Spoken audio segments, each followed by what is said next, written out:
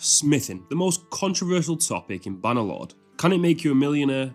Is it easy to do? Is it better than fighting? Blah blah blah. One thing that nobody can deny about smithing is that it can make some insane custom weapons. In today's video, that's exactly what I'm going to show you how to do. I've gone and made several different overpowered weapons, and I'm going to give you the recipes and show you them in action. Let's get into it. First up is the ballistic missile javelin. This bad boy decimates anything at range. It can even penetrate shields when you get high enough in the throwing skill. So let's see it in action.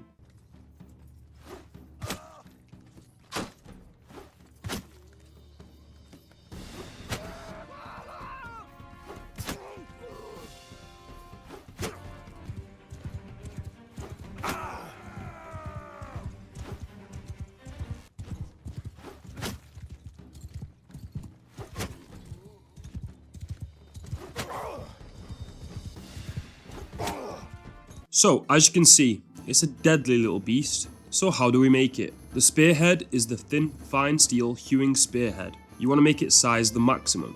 For the shaft, the mahogany javelin shaft. This is also at maximum size. The best version of this weapon is a large bag of crafted javelins. With a missile speed of 27, pierce damage of 141, and a stack amount of 5, these javelins are god tier. Next up we have the Fireman's Friend. Named after tactical enlightenment, this beast will chop through meat, bones, and any chainmail it comes into contact with. Two-handed axes also have the ability to cleave multiple enemies, so let's see it in action.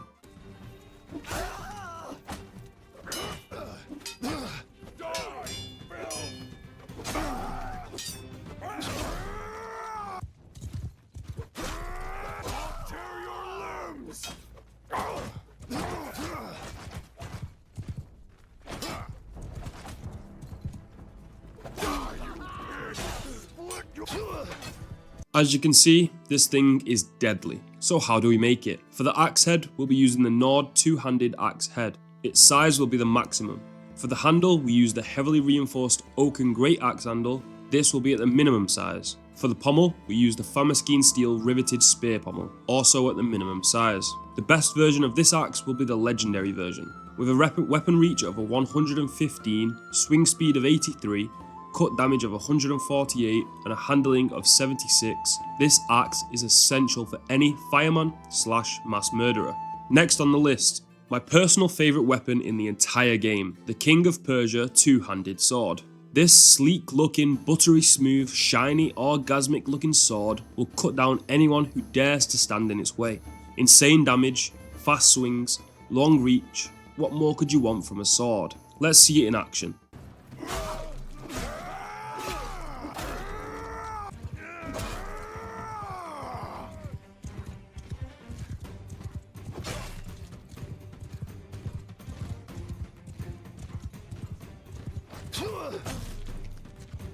Yeah, it's a very versatile weapon. So how do we make it? For the blade, we use the long falx blade and set the length to maximum. For the guard, the golden concave guard. We use this at its default size. For the handle, the bottled southern grip two-handed. Use this at the minimum size. And for the pommel, of course we use the Fiend's pommel at its minimum size. Best version of this sword is the legendary version. With a reach of 120, swing speed of 98, cut damage of 157, and a handling of 88, this weapon is seriously the best two-handed sword in the entire game and is so much fun to use. Next on the list, a little surprise appearance. We have the Nord's right hand throwing axes. Since the DLC dropped, you can actually get some serious damage with these. They're much slower to throw than javelins and don't pierce through shields, but if you want to roleplay as a vicious Viking Nord, then these axes are essential. Let's see them in action.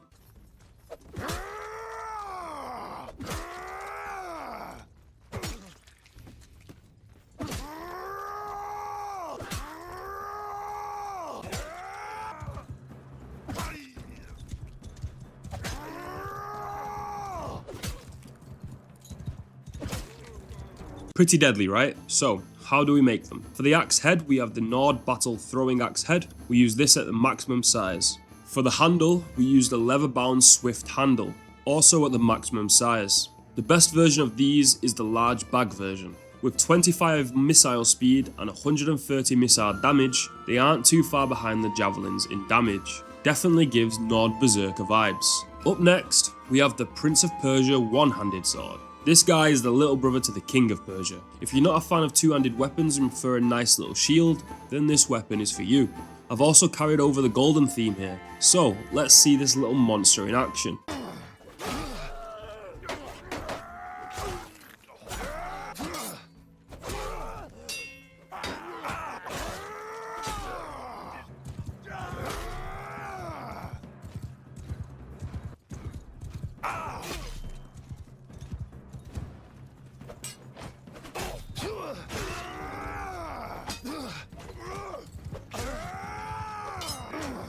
As you can see, size doesn't matter, boys. This sword is still as deadly as its big brother. So how do we make it? For the blade, of course we're going to use the long falx blade. We use it at its maximum size. For the guard, we use the knightly golden crescent shaped guard, also at its maximum size. For the handle, we use the bronze two-handed grip with silver spiral. The size for this will be the minimum. Then, of course, the cherry on top. For the pommel, the Fiend's pommel, also at its minimum size. The best version of this will be the legendary version. With a reach of 117, a swing speed of 83, cut damage of 108, and a handling of 83, a small sword with a big bite. Next, we have Mike Tyson, the two-handed mace. This big guy is slow, but hits like a truck. With the mace's ability to ignore armor, and also the two-handed mace's ability to cleave just like the axe, Mike Tyson is a serious contender. Let's see him in action. You bastard!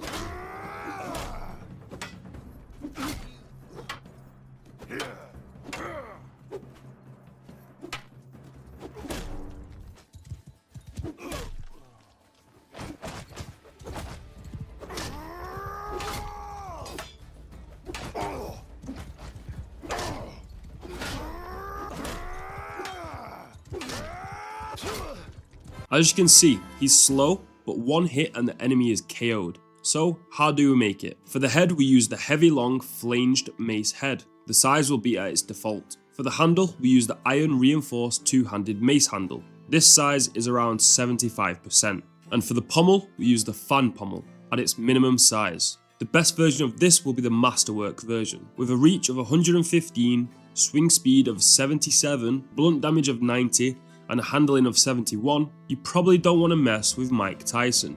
Next on the list, we have Ike Tyson, the one-handed mace. Ike Tyson excels in close quarters combat. He's fast, vicious, and has the benefit of ignoring armor. Let's see him in action.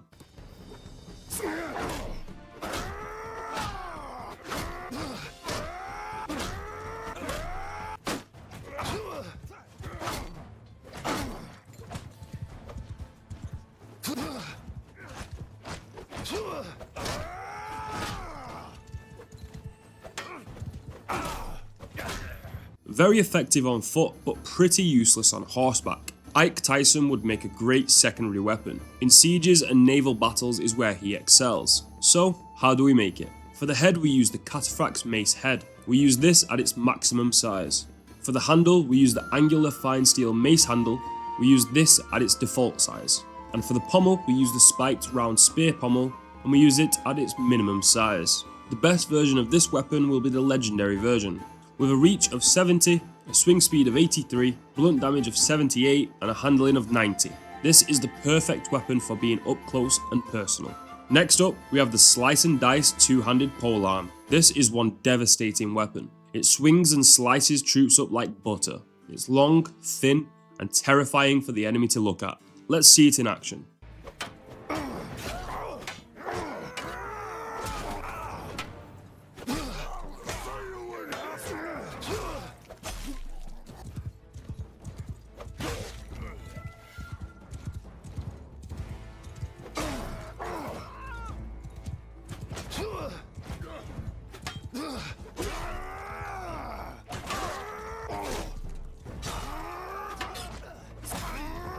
The kills you get with this weapon will be the easiest kills of your life. Let's see how it's made. For the blade, we use the bent razor head. We use it at its minimum size. For the handle, we use the bamboo shaft. We use this at its default size. And for the pommel, we use the Famaskeen steel riveted spear pommel. We use this at its minimum size. The best version of this weapon is the balanced version. With a reach of 180, a swing speed of 81, cut damage of 148 and a handling of 70, this thing will slice and dice through anything. Please give that like and subscribe button a cheeky tickle if you enjoyed this video. I'll catch you in the next one.